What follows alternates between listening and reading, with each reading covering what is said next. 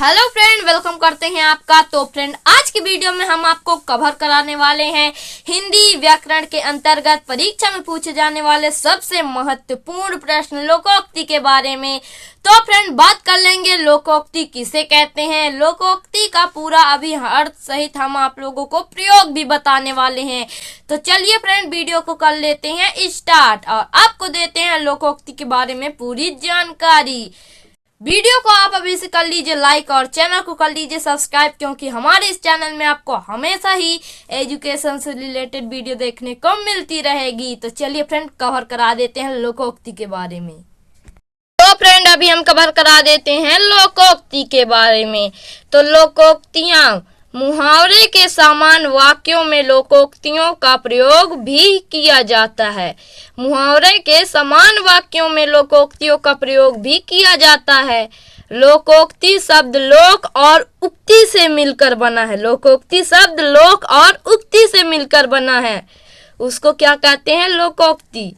लोकोक्तियां सामाजिक जीवन के अनुभव के आधार पर बनती है। लोकोक्तियां सामाजिक जीवन के अनुभव के आधार पर बनती है। हम इनका प्रयोग आवश्यकता के अनुसार करते हैं।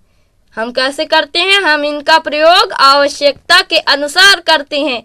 कहीं कथन की पुष्टि के लिए तो कहीं उपदेश देने के लिए लोकोक्तियों का प्रयोग प्रभावकारी सिद्ध होता है।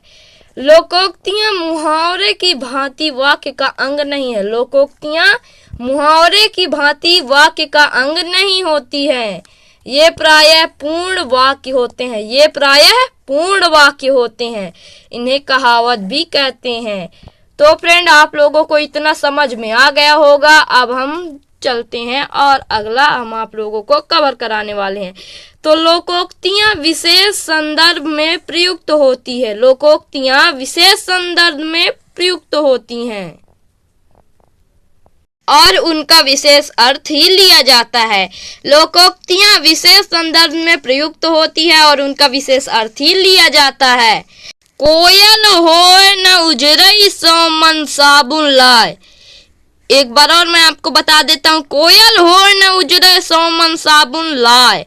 इसमें कोयल उसके जन्मजात गुण के परिवर्तन को प्रकट करता है।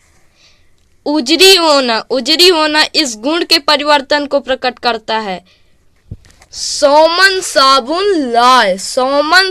लाए विभिन्न उपायों का बोध कराता है। सोमन साबुन लाए विभिन्न उपायों का बोध कराता है।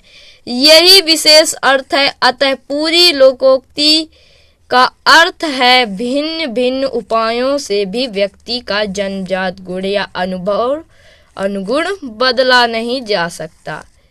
एक बार और मैं बता देता हूँ। यही विशेष अर्थ है।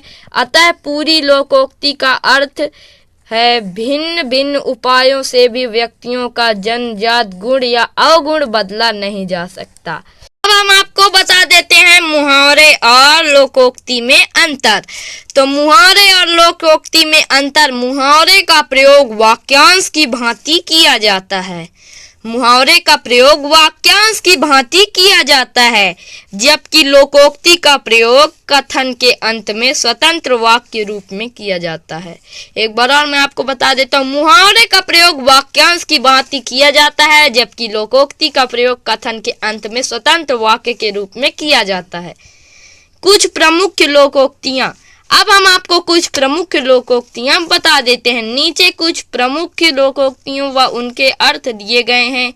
इनका वाक्यों में प्रयोग कीजिए। तो फ्रेंड, पहला लोकोक्ति है अकेला चना भार नहीं फोड़ सकता। पहला लोकोक्ति क्या है? अकेला चना भार नहीं फोड़ सकता। इसका अर्थ होता है कोई बड़ा काम अकेले नहीं किया जा सकता। अर्थ क्या होता है? कोई बड़ा काम अकेले नहीं किया जा सकता। इसका प्रयोग भी अभी हम आपको बता देते हैं। तो प्रयोग, राम भला इतने बड़े खेत को एक दिन में कैसे जोत सकता है? राम भला इतने बड़े खेत को एक दिन में कैसे जोत सकता है? ठीक ही है, अकेला चना भार नहीं फोड़ सकता।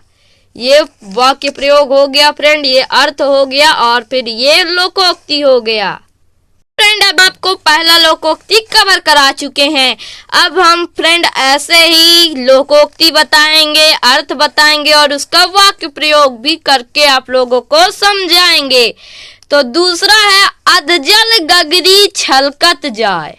अधजल गगरी छलकत जाए दूसरा लोकोक्ति है। इसका अर्थ है अल्प ज्ञान वाला बहुत बढ़ चढ़ कर बोलता है।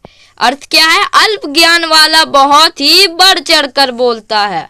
इसका प्रयोग अभी हम आप लोगों को बता देते हैं।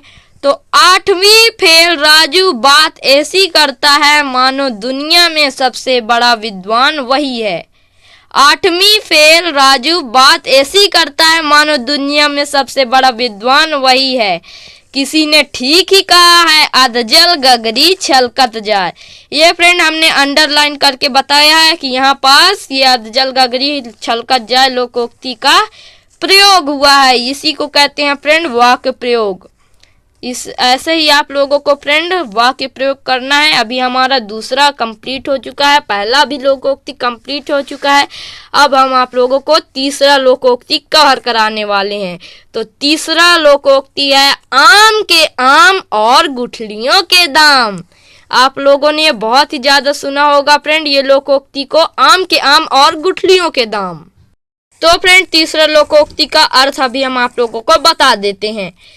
आम के आम और गुठलियों के दाम, अर्थ एक काम से 2 लाभ। इसका अर्थ क्या है? एक काम से 2 लाभ। आम के आम और गुठलियों के दाम, एक काम से 2 लाभ। प्रयोग अभी हम आप लोगों को बता देते हैं फ्रेंड। सरिता छोटे बच्चों को ट्यूशन पढ़ाकर पैसे भी कमा लेती है और उसके ज्ञान में भी वृद्धि होती है। प्रयोग क्या है? सरिता छोटे बच्चों को ट्यूशन पढ़ाकर पैसे भी कमा लेती है और उसके ज्ञान में भी वृद्धि होती है। किसी ने ठीक ही कहा है आम के आम और गुठलियों के दाम। यहाँ पास फ्रेंड हम लोग अंडरलाइन कर दिए हैं ताकि आप समझ सकें आम के आम और गुठलियों के दाम।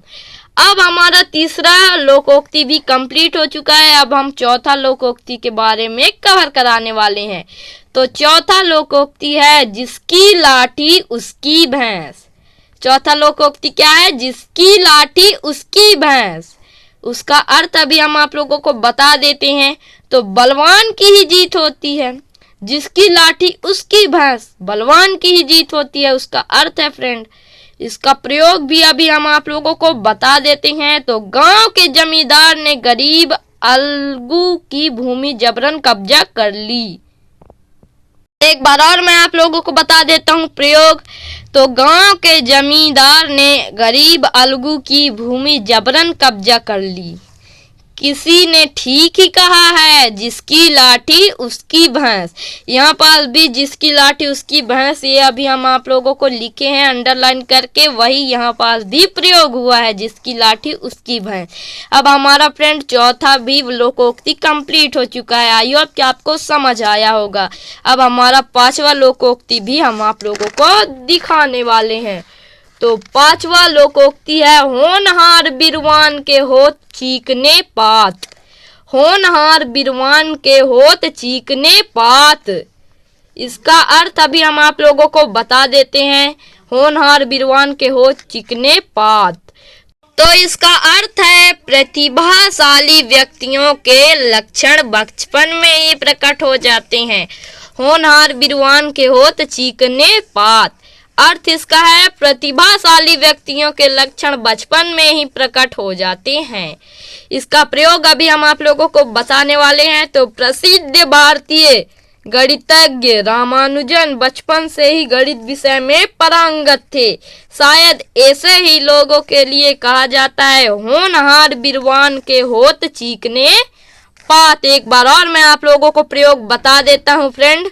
इसका प्रयोग है प्रसिद्ध भारतीय गणितज्ञ रामानुजन बचपन से ही गणित विषय में पारंगत थे। शायद ऐसे ही लोगों के लिए कहा जाता है कि होनहार बिरवान के होत चीकने पात।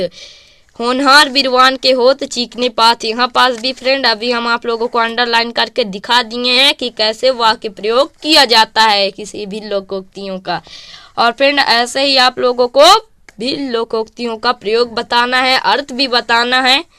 तो फ्रेंड अभी हम आप लोगों को छठा बता देते हैं। तो फ्रेंड छठा है कंगाली में आटा गीला। कंगाली में आटा गीला, ये छठा है फ्रेंड, जो कि लास्ट है। ऐसे ही आप लोगों को भी अर्थ बनाना है और प्रयोग भी निकालना है।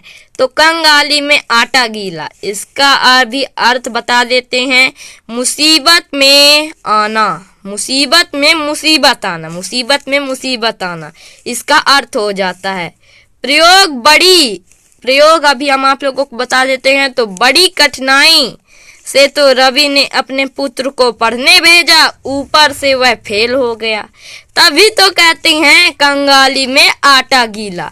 एक बार और मैं आपको प्रयोग बता देता हूँ। बड़ी कठिनाई से तो रवि ने अपने पुत्र को पढ़ने भेजा, ऊपर से वह फेल हो गया, तभी तो कहते हैं कंगाली में आटा गीला। तो फ्रेंड अभी हमारा पूरा लोकोक्ति कंप्लीट हो चुका है। तो फ्रेंड आज के वीडियो में हमने कवर कराया है हिंदी व्याकरण के अंतर्गत परीक्षा में पूछे जाने वाले सबसे महत्वपूर्ण प्रश्न लोकोक्ति के बारे में। आई होप कि आपको वीडियो पसंद आई होगी। अगर वीडियो पसंद आई होगी, समझ आया होगा, तो एक लाइक जरूर कर दीजिएगा। और फिर अगर चैनल में नए हैं तो चैनल को भी सब्सक्राइब जरूर कर दीजिएगा। ओके फ्रेंड, मिलते हैं नेक्स्ट वीडियो में।